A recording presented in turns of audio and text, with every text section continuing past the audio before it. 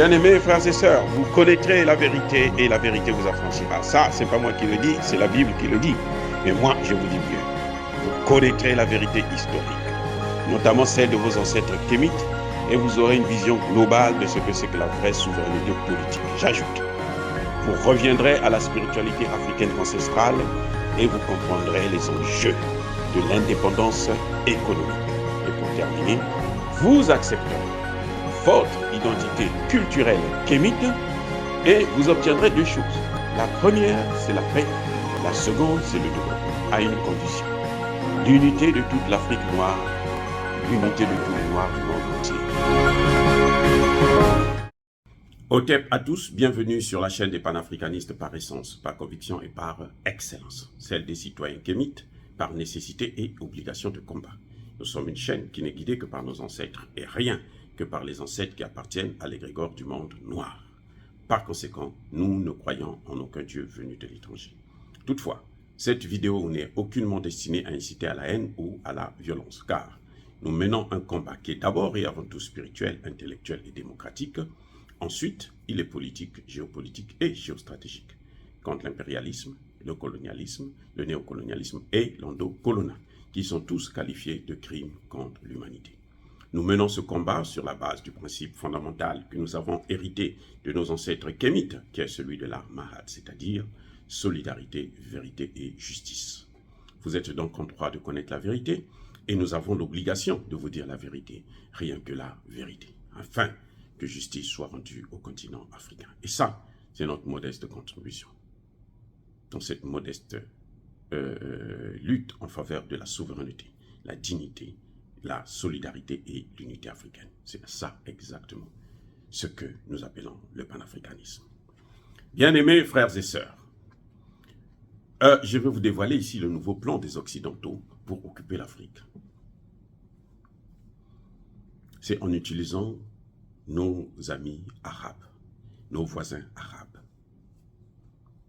Malheureusement, c'est ça, c'est la réalité. Vous avez Boko Haram, vous avez l'État islamique.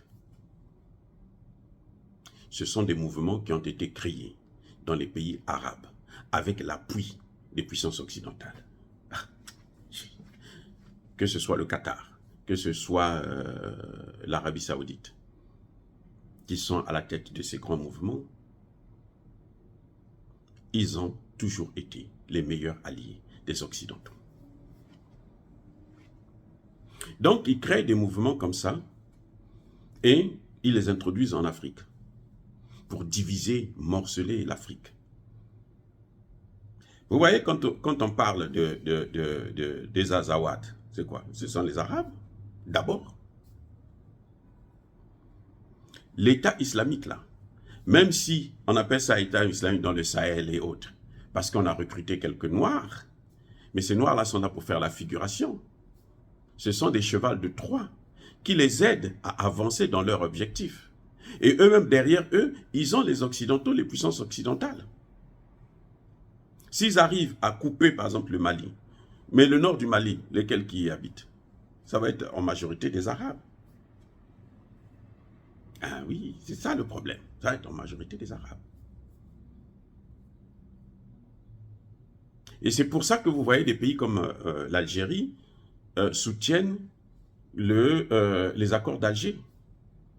Les accords d'Alger, là, la finalité, là, c'est diviser le Mali. Je répète, la finalité des accords d'Alger, c'est diviser le Mali. Pourquoi l'Algérie soutient? Parce que quand on va diviser le Mali, la partie nord, où il y a plus de richesses, là, ça va appartenir aux Arabes. En tout cas, ce sont les Arabes qui vont dominer, contrôler. Ce que l'Algérie oublie, que derrière ces Arabes, il y a des Occidentaux. Ils vont faire, ils l'ont déjà fait. C'est leur habitude, ils l'ont déjà fait. Regardez l'Égypte.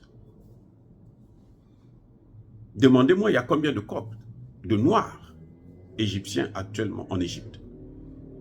Il n'y en a presque plus. Ils ont pratiquement disparu. L'Égypte que vous voyez là, tout ce que vous entendez parler des pyramides, c'est l'œuvre des Noirs. Il n'y a jamais eu Cheikh Anta Diop l'a prouvé, Théophile Obenga est encore vivant, vous pouvez lui poser la question. Il y a d'autres experts. Omotunde, avant de mourir, il avait démontré. Il n'y a jamais... Oh, voilà, le grand professeur Kouvi. Puis il le dit. Il n'y a jamais eu un pharaon étranger, non noir. Aucun. Oh, je dis bien aucun. Tous ont été des noirs. Parce que l'Égypte, là, c'était un pays des noirs. Kemet veut dire noir. Attendez. Kemet, là, c'est noir. Qu'est-ce qu'ils ont fait? Les Occidentaux ont fait la guerre, et puis après, ils ont placé les Arabes là, qui ont exterminé, avec l'appui bien sûr des Occidentaux, qui ont exterminé tous les Noirs. On les a exterminés.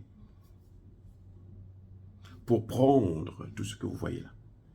Pyramide, tout ce qui est notre culture. Ça, c'est notre culture. Hein. C'est notre héritage à nous, les Noirs. Quand les touristes vont là, ils enrichissent qui? L'Égypte. Ils enrichissent qui? Les Arabes. Ils n'enrichissent pas les Noirs. Non, vous allez me dire que non, c'est du racisme. Non, c'est pas ça. C'est-à-dire que ce sont des faits qui sont là devant nous. On ne peut pas nous interdire d'en parler quand nous voyons que cette même situation est en train de se perpétrer dans d'autres pays. Savez-vous que même au Congo démocratique, il y a maintenant l'État islamique?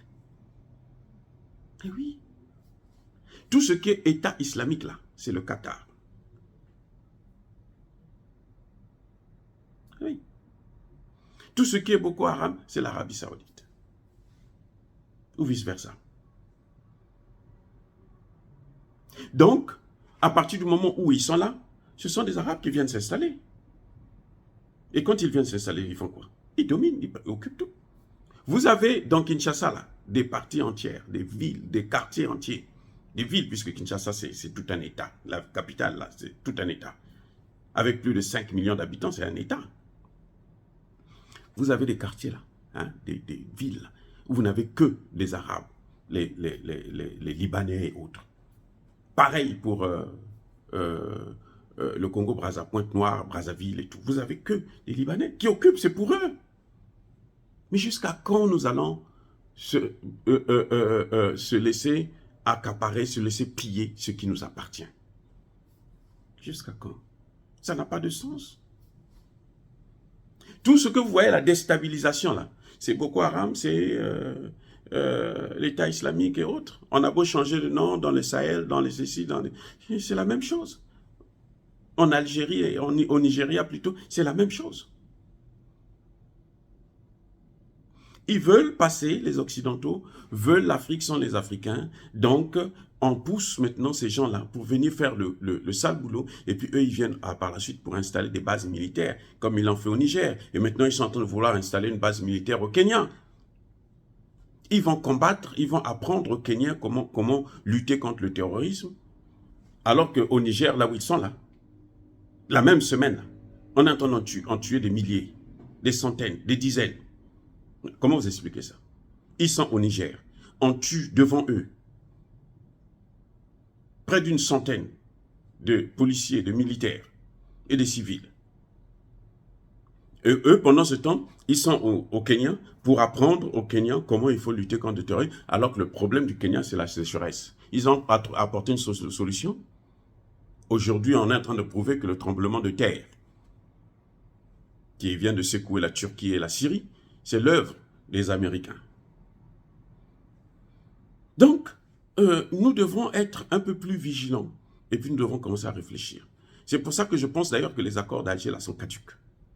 Assimi Goïta, s'il veut rendre service au Mali, là, ces accords-là, il faut qu'il les rende caducs. Aussi simple. On n'a rien à appliquer là-dessus. Et plus jamais, comme le Tchad l'a fait là, ils sont allés négocier la paix au Qatar. C'est-à-dire que vous dites, mais est-ce que les Noirs réfléchissent? Ils vont aller discuter la paix au Qatar.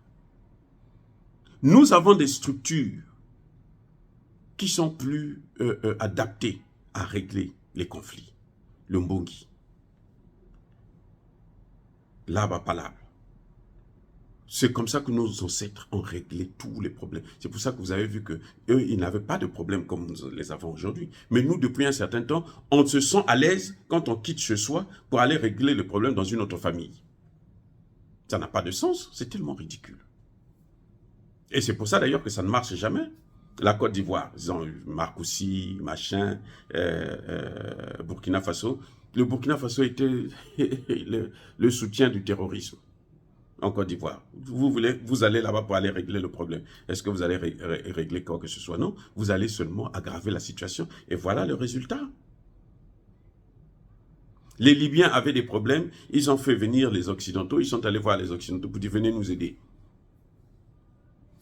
Voilà ce que ça donne. Ça fait plus de 10 ans, il n'y a pas de démocratie en Libye, alors qu'ils sont venus pour installer la démocratie.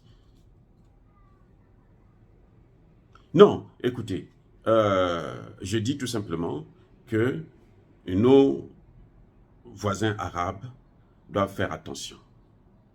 Parce qu'ils ne peuvent pas continuer à jouer le jeu des Occidentaux en nous sacrifiant. Non, ça ne doit pas se passer comme ça encore. Il faudrait que nous puissions prendre nos responsabilités. Dire cela, c'est inciter à la haine ou à la violence? Non. Encore une fois, bien-aimés frères et sœurs, soyez bénis, abondamment bénis par le Dieu des Kémites et par nos ancêtres angélisés. Que tous ceux qui persécutent le continent africain, tous ceux qui le déstabilisent et le pillent, qu'ils soient noirs, qu'ils soient blancs, qu'ils soient arabes, qu'ils soient chinois, qu'ils soient punis, maudits, foudroyés, neutralisés par le Dieu des Kémites et par nos ancêtres angélisés. Vive l'Afrique éternelle, j'ai dit et j'assume.